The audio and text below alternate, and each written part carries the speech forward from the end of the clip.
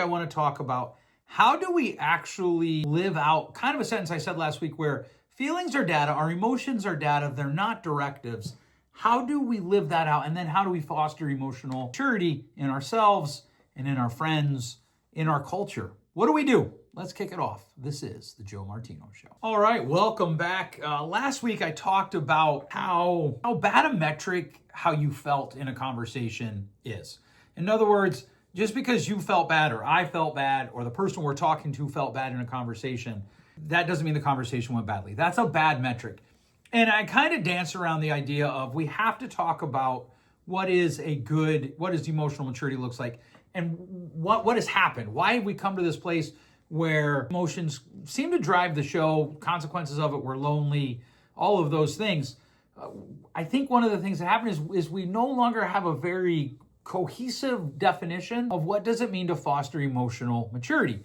We don't really seem to have a cohesive definition of what is emotional intelligence. I see this in my colleagues a lot. If I'm talking to 3 or 4 or 5 therapists, I'll probably get 3 or 4 or 5 definitions of emotional intelligence. There is this kind of like, emotional intelligence rules, and there's truth to that. I think my wife would actually support that idea, and I would probably back it up. The problem that I do have with it is there doesn't seem to be a very clear definition of what emotional intelligence is.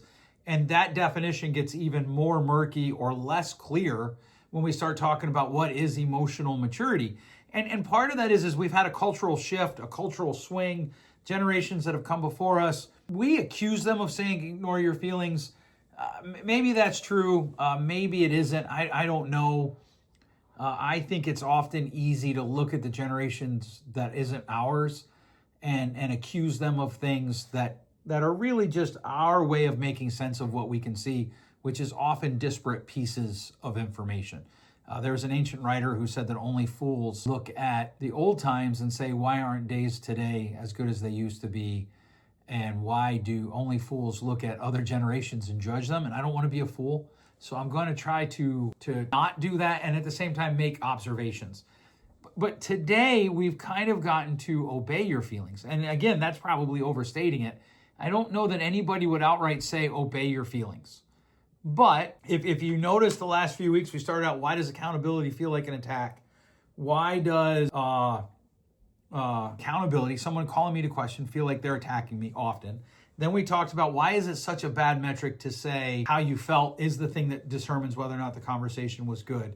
And then today we're talking about what does it mean to foster emotional maturity. And one of the things that happens in that is we have to be able to step back and say, where do I have a disconnect between what I say and what I do? Where do I have a disconnect between what I say I believe and what my behaviors actually communicate?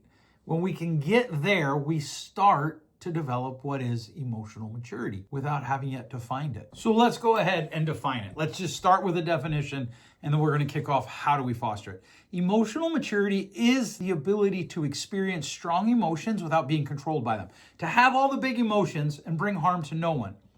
It's the ability to take responsibility for your internal world and to choose responses aligned with your values rather than your impulses. In other words, it's the ability to feel whatever you feel and still act in accordance with what you believe.